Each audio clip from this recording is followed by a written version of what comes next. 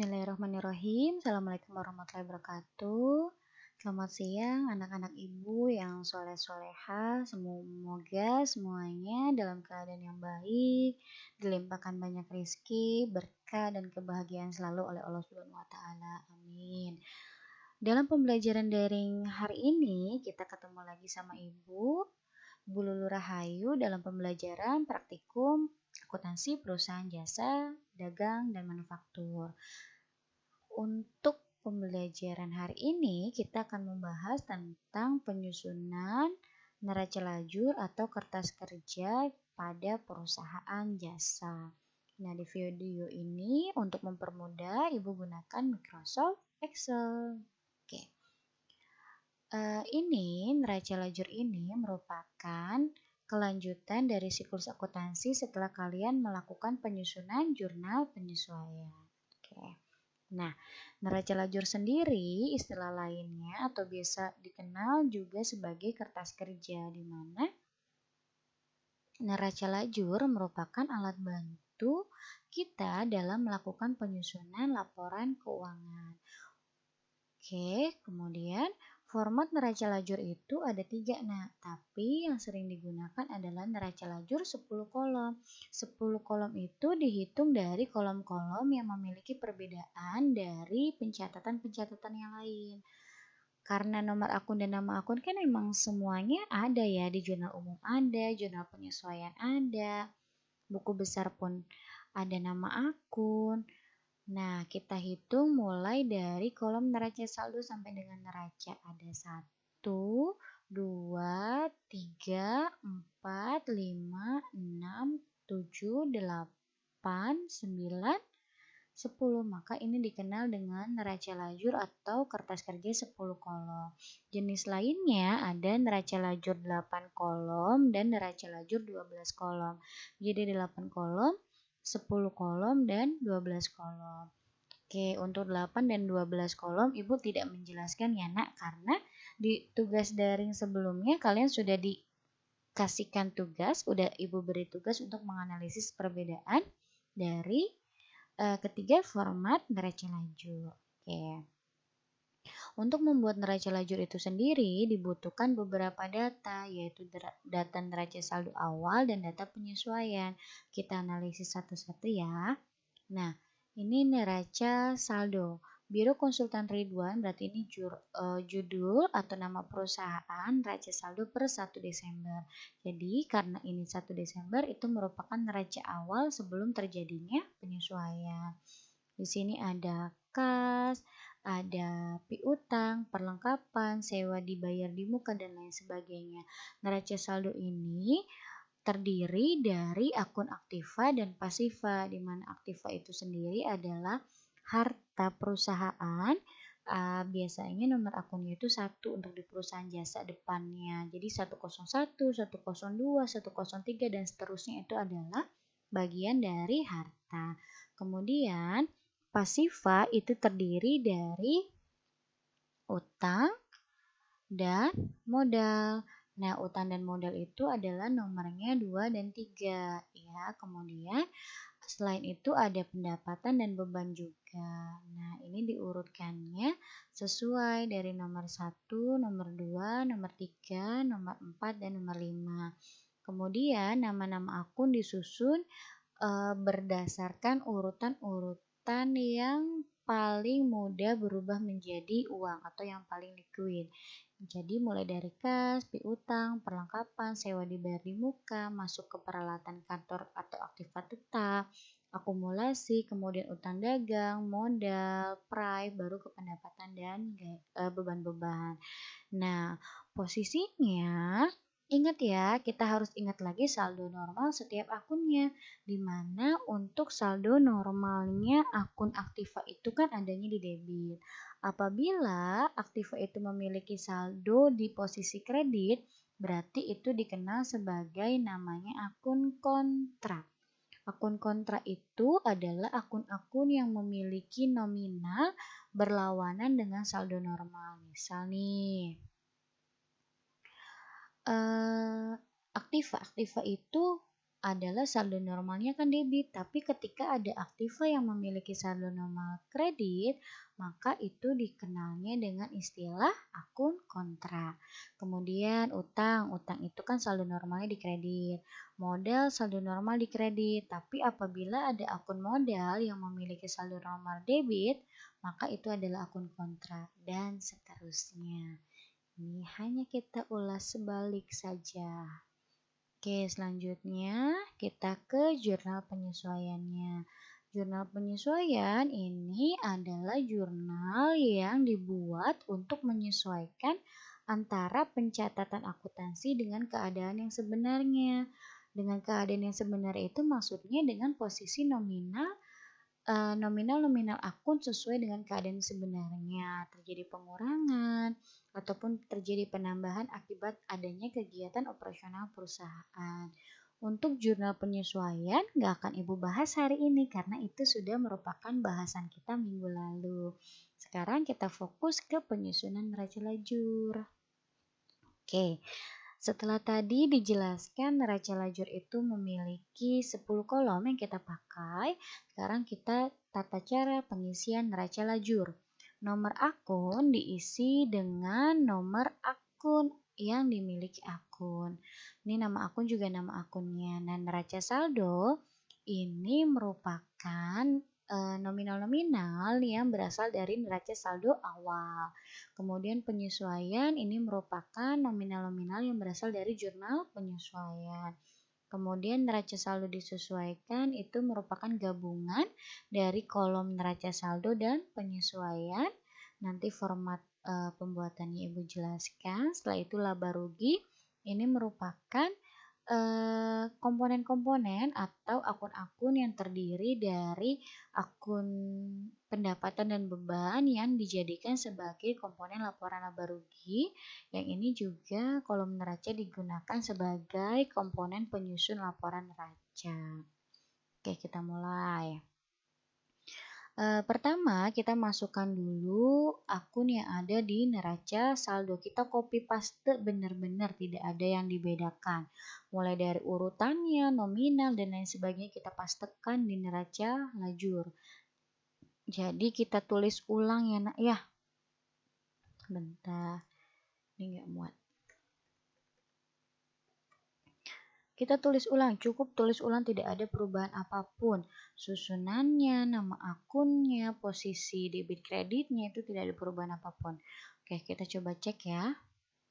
Kas ada di debit, sampai ke peralatan ada di debit. Sama persis karena kita copy paste.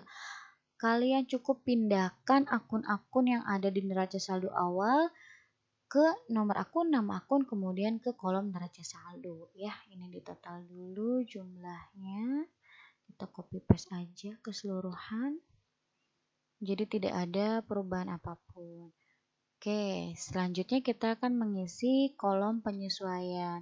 Penyesuaian pun sama seperti neraca saldo. Yang membedakan adalah kalau kolom neraca saldo diambil dari neraca saldo awal, kalau kolom penyesuaian diambil dari jurnal penyesuaian. Apabila nama-nama akunnya sudah ada di daftar yang sebelumnya, kalian cukup masukkan nominalnya saja. Tapi kalau nomor akunnya belum ada dan nama akunnya belum ada, kalian tambahkan di bawah. Urutannya tidak lagi berdasarkan urutan yang tadi, aktiva, pasiva dulu, terus pasiva dulu, kemudian pendapatan beban, tidak seperti itu. Boleh langsung disesuaikan dengan jurnal penyesuaian yang pertama terjadi, ya nak ya. Oke, kita lihat. Jurnal penyesuaian yang pertama adalah beban perlengkapan. Maka kita bisa masukkan dulu beban perlengkapan. Kita lihat. Beban perlengkapan adakah di sini? Kalau tidak ada kita tambahkan di sini. Sebentar, ini ada rangkap nomor akun. Oh iya, nomor akun itu tidak boleh sama ya nak ya. Jadi nomor akun satu nomor akun untuk satu nama akun.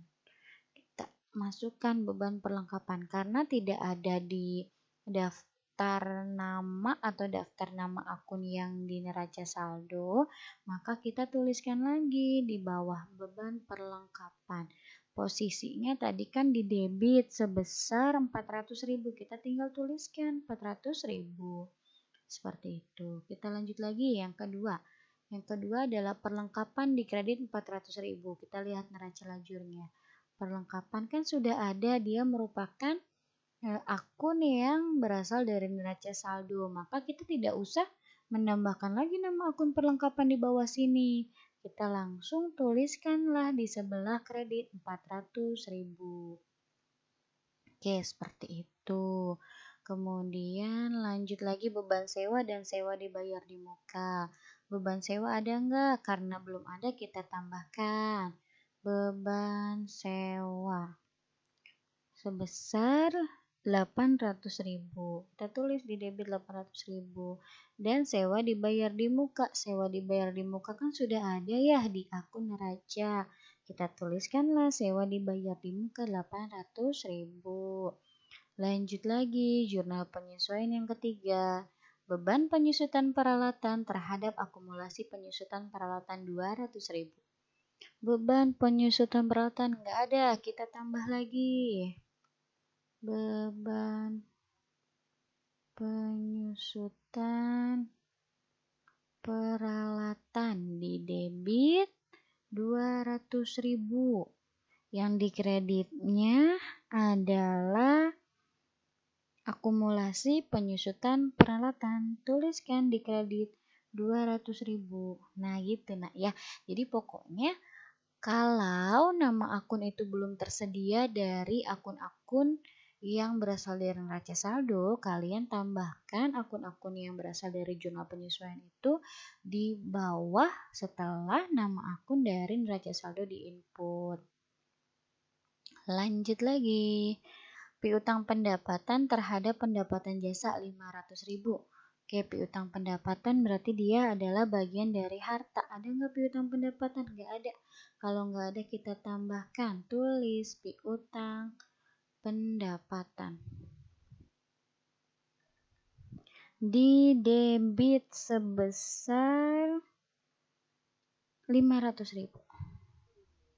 Kemudian yang dikreditnya adalah pendapatan jasa. Pendapatan jasa sudah ada. Kita tulis 500.000. Lanjut. Yang ke 1, 2, 3, 4, 5. Beban gaji dan utang gaji 250.000.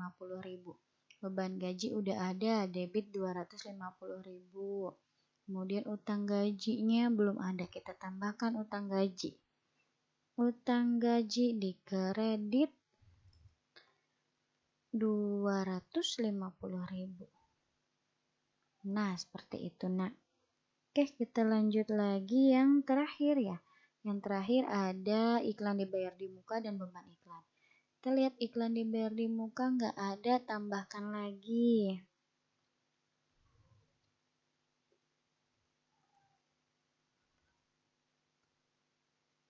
Iklan dibayar di muka posisinya debit sebesar 100.000. Dan yang dikreditnya adalah beban iklan 100.000. Oke, setelah itu kita total dan totalnya harus balance atau harus seimbang, harus sama antara debit dan kreditnya. Oke, sebentar. Yap, sama ya, berarti ini benar. Oke, jadi fokus kolom neraca saldo ini hanya mindahin dari neraca saldo awal. Kolom penyesuaian ini hanya memindahkan dari jurnal penyesuaian. Sekarang kita akan membuat neraca saldo disesuaikan. Konsepnya neraca saldo disesuaikan itu merupakan gabungan dari neraca saldo awal dan penyesuaian. Untuk menghitungnya, dia menggunakan rumus sama seperti kalian membuat buku besar. Seperti ini, ketika debit bertemu dengan debit maka ditambahkan disimpan di debit. Ketika debit ketemu kredit maka dikurangi simpan yang besar. Misal debitnya 500.000, kreditnya 200.000, berarti disimpannya di debit sebesar berapa? 500 dikurangi 200, 300. Seperti itu. Kredit ketemu debit dikurangi simpan di yang besar. Kredit ketemu kredit ditambah simpan di kredit. Ini konsepnya tidak ada perubahan, sama seperti pada saat kalian membuat atau menghitung saldo yang di buku besar. Ya, kita mulai hitung. Kas itu hanya ada dari neraca saldo, penyesuaian nggak ada, berarti kita langsung tuliskan 2 juta. Kemudian piutang dagang di debit 1.800.000, sorry, kurang 0, maaf nak. Oke, kemudian perlengkapan, nah ini, perlengkapan kan di debit ada. Oke, kemudian di kreditnya ada, tadi rumusnya, debit ketemu kredit itu kan dikurangin simpan yang besar, lihat dulu kita. Besaran mana antara debit dan kredit? Besaran debit ya, berarti kita simpannya di debit. Berapa Bu simpannya? 700 dikurangi 400, maka 300 simpan di sebelah debit. Seperti itu. Nah, ini pun sama. 1.200.000 ketemu sama yang di kredit 800.000. Debitnya lebih besar, simpan di debit. Kurangkan 1.200.000 dikurangi 800.000. 400.000. Seperti itu. Ini peralatan kantor hanya ada di neraca saldo, berarti kita pindahkan. Ya, nah, ya seperti itu. Kalau yang hanya ada di neraca saldo, penyesuaiannya nggak ada, pindahin. Bu, pindahinnya gimana? Sesuai yang posisi debit kreditnya. Kalau di neraca saldonya debit, ya udah simpan lagi di debit. Kalau di kredit, simpan lagi di kredit. Seperti itu. Itu pun berlaku apabila di neraca saldonya nggak ada, tapi di penyesuaiannya ada. Langsung saja pindah. Sesuaikan posisinya dengan posisi yang semula. Oke, lanjut. Akumulasi penyusutan peralatan kantor kredit ketemu kredit berarti ditambah simpan di kredit. 600.000. Utang dagang langsung 1 juta. Kemudian modal tidak ada di penyesuaiannya langsung 4.500.000. Prive di penyesuaiannya nggak ada langsung 200.000. Oke, selanjutnya pendapatan jasa. Pendapatan jasa di kredit ada, neraca saldo kredit ada, di penyesuaian pun kredit. Kredit ketemu kredit maka ditambah simpan di kredit. 3.650.000 ditambah 500.000, 4.150.000. Oke, lanjut lagi, pendapatan bunga di penyesuaian nggak ada, cukup pindah. Kemudian beban gaji nih, beban gaji di neraca saldo ada debit, di penyesuaian ada debit, maka ditambahkan 1.500.000 tambah 250, 1.750.000. Karena sama-sama di debit, simpannya di debit. Terus beban iklan, neraca saldo ada di debit, penyesuaian ada di kredit. Debit ketemu kredit dikurangi simpan yang besar, karena besaran debitnya berarti kita simpanlah di debit sebesar 200.000. Oke, dilanjut. Yang bawahnya di neraca saldonya nggak ada, adanya di penyesuaian saja, maka kita cukup kopikan atau pindahkan ya kalau kalian. Nah, pindahkan semuanya. Ingat, fokus rumusnya adalah atau kuncinya, konsepnya adalah ketika di neraca saldo ada, di penyesuaian nggak ada, berarti tinggal pindahkan sesuai data yang di neraca saldo. Kemudian ketika di neraca saldo nggak ada, di penyesuaian ada, maka pindahkan sesuai dengan data yang di penyesuaian. Oke, lanjut, kita tinggal samakan saja. Oke, totalkan. Nah, totalnya itu harus sama, debit dan kreditnya harus seimbang. Oke, sampai sini kita benar ya. Oke, lanjut ke kolom laba rugi. Nah, untuk penyusunan kolom laba rugi dan neraca, kita cukup hanya membutuhkan kolom neraca saldo disesuaikan. Kolom neraca saldo awal dan penyesuaian itu tidak dibutuhkan karena semuanya sudah dipindah ke neraca saldo disesuaikan. Sudah gabungan kedua kolom. Jadi biar gampang, abaikan kolom ini, Ibu tutup dulu ya. Oke, sebentar. Oke, nah sekarang kita ke laba rugi. Untuk membuat laba rugi, ada rumus ini atau ada aturannya nih. Nah, kita lihat. Untuk mengisi laba rugi, yang harus masuk adalah komponen akun pendapatan yang kalau di perusahaan jasa itu punya nomor akun depannya 4 dan beban. Atau nomor akun yang depannya 5. Oke, kita tinggal cari saja di sini. Dari kolom neraca saldo yang disesuaikan, akun mana aja yang merupakan pendapatan dan beban. Oke, 1, 2, 3 berarti ini nggak ada ya. Kita pindahkan dari mulai pendapatan. Lihat, pendapatan jasa posisinya di kredit. Kita tuliskan lagi di kredit 4.150.000. Terus pendapatan bunga 150.000 di kredit. Nah, beban masuk nih, beban gaji di debit 1.750.000. Kemudian beban iklan 200.000 di debit. Setelah itu ada beban perlengkapan di debit 400.000. Terus ada beban sewa di debit 800.000. Ada beban penyusutan peralatan di debit 200.000. Nah, udah ya. Oke, kalau sudah, kita totalkan lagi sama dengan sum. Ini mah Ibu yang di Excel ya. Kalau kalian tinggal hitung manual aja pakai kalkulator. Oke. Nah, di sini ada perbedaan. Bu, kenapa nih Bu kok antara debit sama kreditnya nggak sama, salah ya? Nah, ini nggak salah. Pokoknya ketika di laba rugi dan neraca, kolom debit dan kredit itu harus beda. Ketika di kolom laba rugi, kolom debit itu kan punyanya beban ya? Nah, rumusnya seperti ini, nah. Oke, Bu, jangan beban dulu deh, kita ke pendapatan.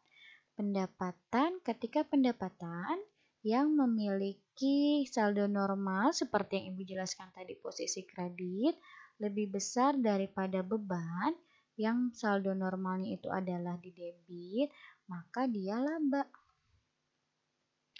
Tapi ketika pendapatannya yang kolom di kredit itu lebih kecil daripada beban yang posisinya debit, maka perusahaan mengalami kerugian atau mengalami rugi. Kita lihat ini debit atau kredit yang lebih besar. Kredit ya, kreditnya lebih besar, maka perusahaan mengalami laba. Kita tulislah di sini laba usaha. Nah, Bu, tahu laba usahanya berapa? Laba usaha diketahui dari selisih antara debit dan kredit. Selisihnya simpan di posisi yang lebih kecil. Maka simpan di posisi debit 4.300.000 dikurangin 3.350.000 sebesar 950.000. Nah, laba usahanya 950.000. Oke, sebentar Ibu tandain biar jelas. Oke, kemudian tinggal kolom neraca.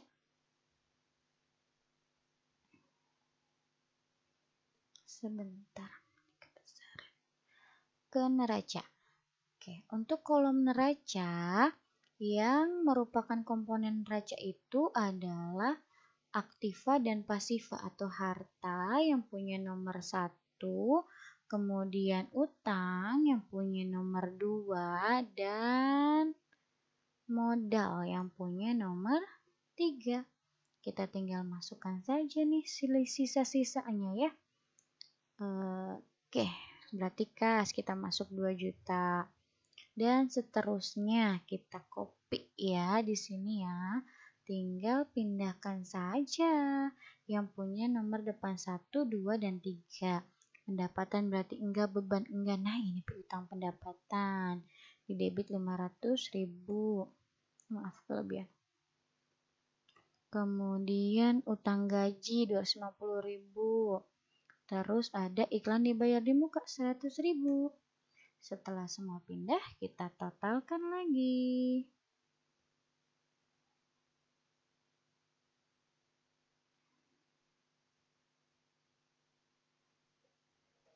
Oke, cukup ditambahkan ya nak ya.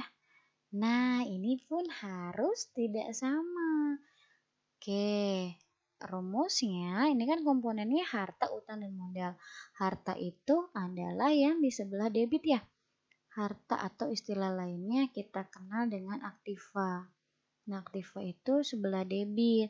Kalau aktivanya lebih besar daripada pasiva, pasiva itu adalah utang dan modal yang posisi saldo normalnya kredit, maka dia perusahaan tersebut mengalami untung atau laba. Tapi Kalau aktivanya yang di posisi debit itu lebih kecil daripada pasifa atau yang posisi saldo normalnya di kredit, maka perusahaan itu menanggung kerugian.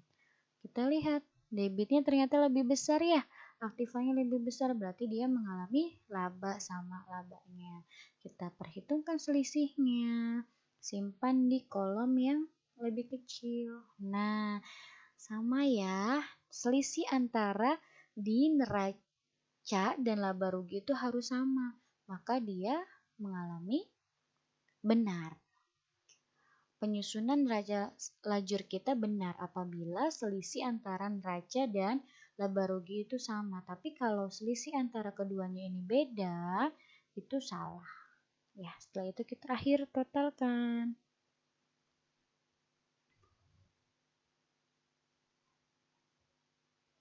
Oke, pembelajaran kita selesai. Neraca lajur kita sudah tersusun. Nanti Ibu akan share tugas dan latihan untuk kalian kerjakan agar lebih paham lagi ya nak ya. Terima kasih. Assalamualaikum warahmatullahi wabarakatuh.